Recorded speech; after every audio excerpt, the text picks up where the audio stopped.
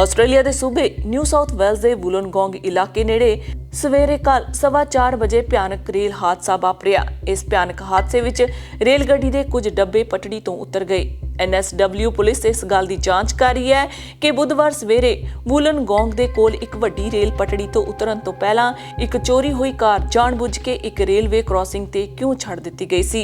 ਇਸ ਰੇਲ ਹਾਦਸੇ ਨੇ ਰੇਲ ਗੱਡੀ ਨੂੰ ਬਹੁਤ ਨੁਕਸਾਨ ਪਹੁੰਚਾਇਆ। ਸਾਹਮਣੇ ਵਾਲੀ ਗੱਡੀ ਆਪਣੇ ਪਾਸੇ ਅਤੇ ਬਾਕੀ ਟ੍ਰੇਨਾਂ ਤੋਂ ਮੀਟਰ ਦੂਰ ਜਾ ਕੇ ਰੁਕੀ। ਹੋਰ ਗੱਡੀਆਂ ਸਟੇਸ਼ਨ ਪਲੇਟਫਾਰਮ ਦੇ ਨਾਲ ਪਾਸੇ ਵੱਲ ਝੁਕੀਆਂ ਹੋਈਆਂ ਸਨ। ਇਸ ਨੇ ਓਵਰਹੈੱਡ ਤਾਰਾਂ ਨੂੰ ਵੀ ਕਾਫੀ ਨੁਕਸਾਨ ਪਹੁੰਚਾਇਆ। ਇੱਕ ਗਵਾਹ ਨੇ ਜਾਂਚਕਰਤਾਵਾਂ ਨੂੰ ਦੱਸਿਆ ਕਿ ਉਹਨਾਂ ਨੇ ਕਿਸੇ ਨੂੰ ਹਾਦਸੇ ਤੋਂ ਬਾਅਦ ਖੇਤਰ ਵਿੱਚ ਭੱਜਦੇ ਹੋਏ ਨਹੀਂ ਦੇਖਿਆ। ਇਸ ਹਾਦਸੇ ਵਿੱਚ 4 ਲੋਕਾਂ ਨੂੰ ਮਾਮੂਲੀ ਸੱਟਾਂ ਲੱਗੀਆਂ, ਜਿਨ੍ਹਾਂ ਵਿੱਚੋਂ 2 ਯਾਤਰੀ ਅਤੇ ਟ੍ਰੇਨ ਦਾ ਡਰਾਈਵਰ ਗਾਰਡ ਸ਼ਾਮਲ ਨੇ। ਮੁਸਾਫਰਾਂ ਨੂੰ ਰਗੜਾਂ ਅਤੇ ਸੱਟਾਂ ਦਾ ਸਾਹਮਣਾ ਕਰਨਾ ਪਿਆ ਅਤੇ ਡਰਾਈਵਰ ਦੀ ਪਿੱਠ ਅਤੇ ਪੇਟ ਵਿੱਚ ਦਰਦ ਹੋਣ ਦੀ ਗੱਲ ਕਹੀ ਗਈ ਹੈ। ਜਦੋਂ ਰੇਲ ਹਾਦਸਾ ਵਾਪਰਿਆ ਤਾਂ ਰੇਲ ਯਾਤਰੀ ਅਤੇ ਗਾਰਡ ਦੇ ਨਾਲ 9 ਯਾਤਰੀ ਸਵਾਰ ਸਨ। ਐਮਰਜੈਂਸੀ ਕਰਮਚਾਰੀਆਂ ਨੂੰ ਕੈਬਨ ਵਿੱਚ ਫਸੇ ਰੇਲ ਗੱਡੀ ਦੇ ਡਰਾਈਵਰ ਨੂੰ ਬਚਾਇਆ ਗਿਆ।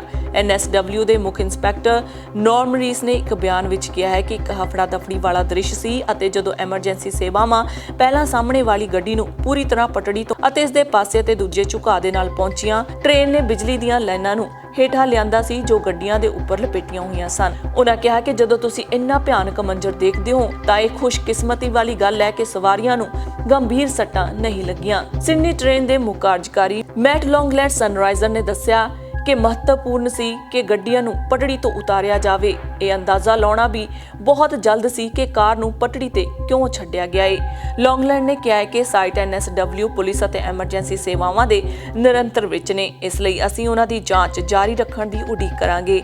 ਰੇਲ ਟ੍ਰੈਮ ਅਤੇ ਬੱਸ ਯੂਨੀਅਨ ਦੇ NSW ਦੇ ਸਕੱਤਰ ਐਲੈਕਸ ਕਲਸੇਨਨ ਨੇ ਸਨਰਾਈਜ਼ ਨੂੰ ਦੱਸਿਆ ਕਿ ਇਹ ਹਾਦਸਾ ਇੱਕ ਤੇਜ਼ ਰਫ਼ਤਾਰ ਵਾਲੇ ਹਿੱਸੇ ਤੇ ਵਾਪਰਿਆ।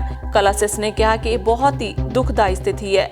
ਕਿਸੇ ਨੇ ਇੱਕ ਹੋਰ ਵੱਡੀ ਕਾਰ ਨੂੰ ਉੱਥੇ ਛੱਡ ਦਿੱਤਾ ਅਤੇ ਟ੍ਰੇਨ ਦਾ ਡਰਾਈਵਰ ਕੋਨੇ ਦੇ ਆਲੇ ਦੁਆਲੇ ਆ ਗਿਆ।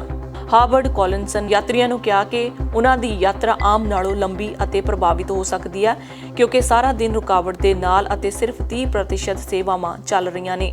ਪੁਲਿਸ ਵੱਲੋਂ ਇਸ ਘਟਨਾ ਦੀ ਜਾਂਚ ਕੀਤੀ ਜਾ ਰਹੀ ਹੈ ਕਿ ਰੇਲ ਗੱਡੀ ਦੀ ਪਟੜੀ ਤੇ ਕਾਰ ਕਿਸ ਨੇ ਛੱਡੀ ਸੀ।